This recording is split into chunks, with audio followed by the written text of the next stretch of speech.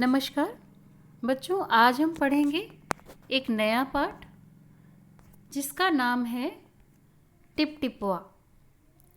नाम थोड़ा सा आपको अजीब लगेगा, लेकिन इसका जो अर्थ है वो आप धीरे धीरे समझेंगे कहानी में। और ये एक जो है इसका कोई अगर आप शाब्दिक अर्थ देखें तो ऐसा नहीं कोई अर्थ है इसका, लेकिन ये एक लोक कथा है। जैसे दादी नानी आपको कोई कहानी सुनाती हैं तो उनकी कहानियाँ थोड़ी बहुत काल्पनिक भी होती हैं। वो कुछ आपको समझाने के लिए इस तरह से नामकरण भी कर देती हैं। तो ऐसे ही ये नामकरण हो गया है, बारिश की बूंदों से इसका नामकरण हो गया है। क्योंकि जब बारिश की बूंदें कहीं पर टपकती हैं तो टिप टिप की आवाज़ आती है, तो उसी से इसका नाम पड़ गया है टिप टिपुआ। ठीक है। और इसमें इस कहानी में बारिश का वर्णन है, और बारिश में जो है दादी कहानी सुनाती हैं अपने बच्चे को। तो वहाँ पर वो इसका जिक्र करती हैं टिप टिपुआ का, और यहाँ पर एक बाघ उसको सुन लेता है और इस तरह से कहानी शुरू होती है। और आप देखिए कि जब व्यक्ति डर जाता है किसी चीज़ से तो उसकी जो बुद्धि होती है वो अपने आप धीरे धीरे ख़त्म हो जाती है, क्योंकि डर जो है वो आपके मस्तिष्क को भी ज़ीरो कर देता है, शून्य में चले जाते हैं आप। और डर जो है वो बहुत ख़राब चीज़ होती है। उसमें क्या होता है कि आप अगर डर गए यानी तो आपके बुद्धि और बल दोनों को वो समाप्त कर देगा। आपकी ताकत भी जो आपके अंदर होगी वो भी आपको महसूस नहीं होगी, यानी उसका भी इस्तेमाल आप नहीं कर पाएंगे। तो इस कहानी के माध्यम से हम ये सीखने वाले हैं, है ना, कि डर जो है किस तरह से किसी भी इंसान की बुद्धि बल दोनों को समाप्त कर देता है, दोनों चीज़ों को समाप्त कर देता है। तो चलिए पाठ शुरू करते हैं, और मैं शिखा सिंह इसको प्रस्तुत करूंगी। पाठ है टिप टिपुआ। किसी गांव में एक छोटी सी कुटिया थी। कुटिया यानी कि झोपड़ी। किसी गांव में एक छोटी सी कुटिया थी।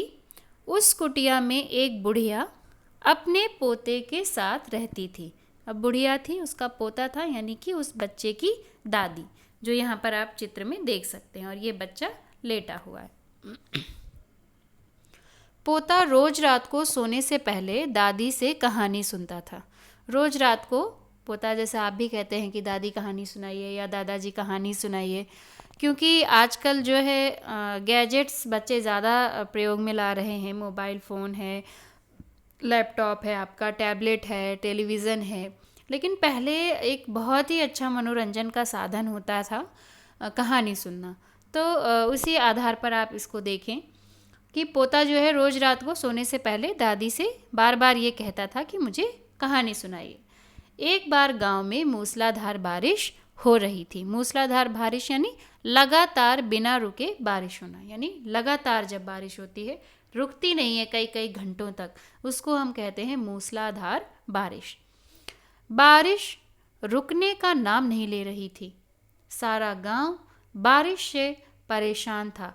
बुढ़िया की कुटिया में जगह जगह से पानी टपक रहा था। जैसा कि आप यहाँ पर चित्र में देख सकते हैं कि उसकी जो कुटिया थी, वो गरीब थे, और उनकी जो कुटिया थी ऊपर की जो उसकी छत थी वो इतनी मजबूत नहीं थी। जगह जगह से पानी की बूंदें टपक रही थी। Tip tip tip tip tip. बुढ़िया उस टिप टिप से बहुत परेशान थी, क्योंकि बार बार उसकी बूंदें टपक रही थी और उसके टपकने की आवाज़ भी आ रही थी। पोता दादी से बार बार कहानी सुनाने के लिए कह रहा था। इस पर बुढ़िया खींचकर, है ना, खींचकर यानी कि चिढ़कर बोली, अरे बेटा कैसे कहानी सुनाऊं? इस टिप टिपुआ से जान बचे तब ना। अब उस टिप टिप यानी बारिश की बूंदों को उन्होंने नाम दे दिया टिप टिपुआ, है ना। उन्होंने कहा कि इस टिप टिपुआ से जान बचे तब ना। पोता दादी को परेशान देखकर बोला, दादी सब टिप टिपुआ से क्यों डरते हैं? दादी छत से टपकने वाले पानी को देखकर बोलती हैं कि इस टिप टिपुआ से तो भगवान ही बचाएं। यह ना तो शेर से डरता है और ना बाघ से डरता है। तो उन्होंने ये बारिश के लिए कहा, क्योंकि बारिश को किसी का डर नहीं है। तुम शेर हो, बाघ हो, तुम ताकतवर हो, कमज़ोर हो, अमीर हो, गरीब हो, बारिश तो जब होती है तो एक समान सब जगह पर होती है। उन्होंने कह दिया कि ये टिप टिपुआ तो किसी से भी नहीं डरता है, ना शेर से डरता है ना बाघ से डरता है। जहाँ इसका मन करता है वहीं टपक जाता है। कोई किसी से डरे या ना डरे, इस टिपटिपुआ से ज़रूर डरता होगा। यदि इस बारिश से हर किसी को डर लगता है, क्योंकि कहीं रास्ते में आप जा रहे हैं, बहुत तेज़ बारिश होने लगी तो आप भी डर जाते हैं कि अरे अब हम भीग जाएंगे, हमारा सामान भीग जाएगा, हम कहाँ रुकें। और बहुत तेज़ बारिश हो रही तो पेड़ के नीचे भी आप अगर खड़े हैं तो भी आप भीग जाएंगे। तो इस तरह से उन्होंने इसका वो लेकर उन्होंने कहा कि इससे तो सभी डरते हैं, भगवान भी इससे डरते हैं।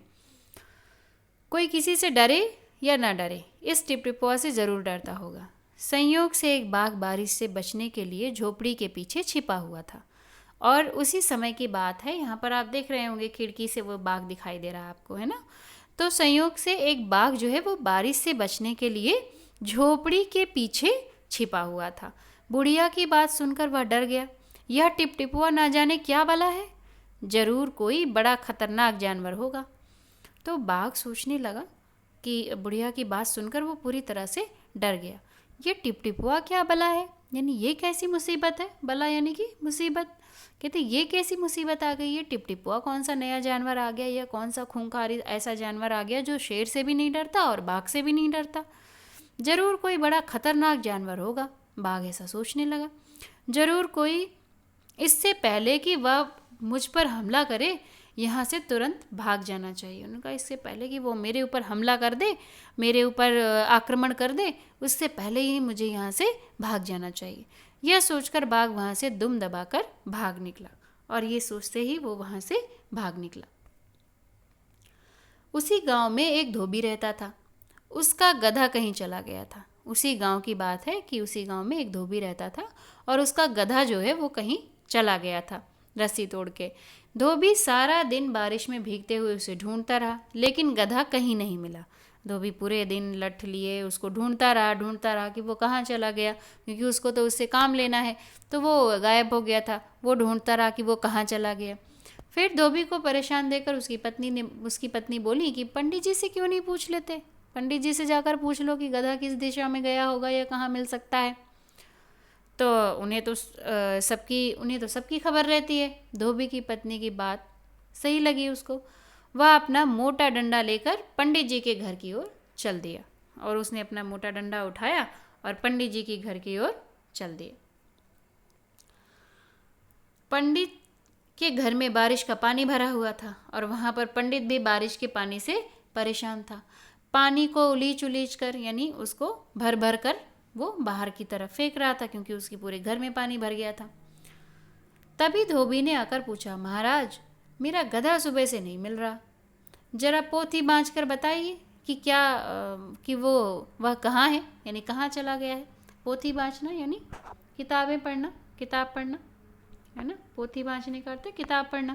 कहते पोथी बाँच कर बताइए कि वो कहाँ चला गया है। पंडित जी बेचारे पहले से बहुत परेशान थे, क्योंकि उनके घर में पानी भर गया है। बोले, मेरी पोथी में तेरे गधे का पता ठिकाना लिखा है क्या? मेरी पोथी में ये लिखा है कि गधा कहाँ गायब होता है, ऐसा कुछ होता है क्या पंडित? ये भी बताते हैं क्या? तुम पूछने आ गए हो। वो नाराज हुआ। जाकर किसी गड्ढे या तालाब में देख। उन्होंने बोला कि जाकर कहीं देखो, गड्ढे तालाब में, कहीं झाड़ी झंगाट में ढूंढो उसको, कहाँ गया है। यह सुनकर धोबी तालाब की ओर चल दिया। तालाब के किनारे ऊंची ऊंची घास थी, उसमें बाघ छिपा बैठा था, और वहाँ से दुम दबा के बाघ भागा बुढ़िया के घर से और एक झाड़ी में जाकर छिप गया। तो वो हिल रहा था, तालाब की ओर चल दिया, और तालाब के किनारे ऊंची ऊंची घास थी, जैसे कि तालाब के किनारे जम जाती हैं पानी पाकर। तो उसमें बाघ जो है वो छिपा हुआ था, और बाघ के हिलने से घास भी हिल रही थी। तो धोबी सोचा कि गधा घास में छिपा बैठा है। धोबी को ये लगा, ये जो घास हिल रही है ये मेरा गधा ही है, यही छुप कर बैठा है। उसने आओ देखा ना ताओ, यानी बिना सोचे समझे कोई काम करना। आओ देखा ना ताओ, इसका अर्थ होता है बिना सोचे समझे कोई काम करना। लगा डंडे बरसाने बाघ पर। वो बिना कुछ देखे सुने कि कौन सा जानवर है, कौन है। उसने सुबह से एक तो वो ढूंढ रहा था, फिर पंडित ने उसको डांट लगाई, तो इस तरह से वो परेशान था। एक तो बारिश हो रही थी, और इस तरह से उसने उस पर डंडे बरसाने शुरू कर दिए। बाघ परेशान था बेचारा। बाघ अचानक हुए हमले से घबरा गया, और बाघ के ऊपर जब अचानक इस तरह से हमला हुआ तो वो पूरी तरह से घबरा गया। उसने सोचा यही टिपटिपोआ है। उसके दिमाग में ये लगा कि सच में यही टिपटिपोआ है। आखिर इसने मुझे ढूंढ ही निकाला। जिस टिपटिपोआ की बात जो है वो बुढ़िया कर रही थी, पक्का ये वही टिपटिपोआ है ना। क्योंकि ये यही मुझ पर हमला कर रहा है, नहीं तो बाघ जैसे जानवर पर कौन जल्दी हमला करता है। तो इसलिए उसको लगा कि यही टिपटिपोआ है। धोबी ने बिना देखे बाघ का कान पकड़ा और उसे घसीटता हुआ घर की ओर चल दिया। और बाघ भी, इतना खूंखार जानवर भी कैसा हो गया, भीगी बिल्ली बन गया, है ना। भीगी बिल्ली बन जाना यानी डर कर, पूरी तरह से डर गया और दीनहीन बन गया कि उसके अंदर जैसे लगता है कि कोई शक्ति ही नहीं है। नहीं तो बाघ के ऊपर कोई हमला कर सकता है ना, नहीं कर सकता ना।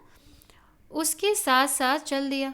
घर पहुंचकर धोबी ने उसे खूंटे से बांध दिया और सो गया। धोबी ने उसको बांध दिया खूंटे से गुस्से में। सुबह जब गांव वालों ने बाघ को खूंटे से बंधे देखा तो उनकी आंखें खुली की खुली रह गई। उन्होंने कहा, अरे बाघ जैसा जानवर, कौन इतना शक्तिशाली व्यक्ति हो गया जिसने बाघ जैसे जानवर को पकड़ लिया और खूंटे में बांध दिया है। यही सोच रहा था। टिपटिपुआ की पकड़ में तो आ गए, लेकिन कोई बात नहीं, जान तो बच गई।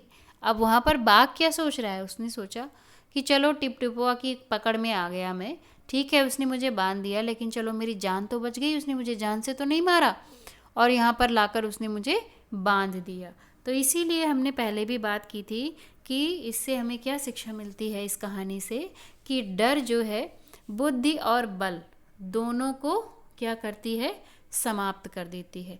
जब आप किसी चीज़ से डर जाते हैं, जब आपके अंदर किसी चीज़ के लिए डर समा जाता है, तब उस समय आपका बुद्धि भी, यानी आपकी बुद्धि भी ख़त्म हो जाती है और आपका जो शारीरिक बल होता है, जो आपकी शक्ति होती है, वो भी वहाँ पर काम नहीं करती है, समाप्त हो जाती है। ठीक है ना। जैसे बहुत लोगों को आपने कॉकरोच से डरते हुए देखा होगा, चिल्लाते हुए ज़ोर ज़ोर से देखा होगा, क्योंकि उनको उस चीज़ से डर है।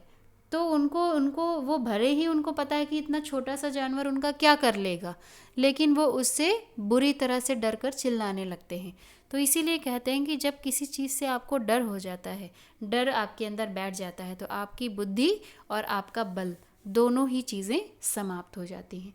तो आज हमने टिपटिपुआ पाठ के माध्यम से ये इस कहानी के द्वारा सीखा है कि डर जो है वो आपकी बुद्धि और शक्ति दोनों को पूरी तरह से समाप्त कर देता है।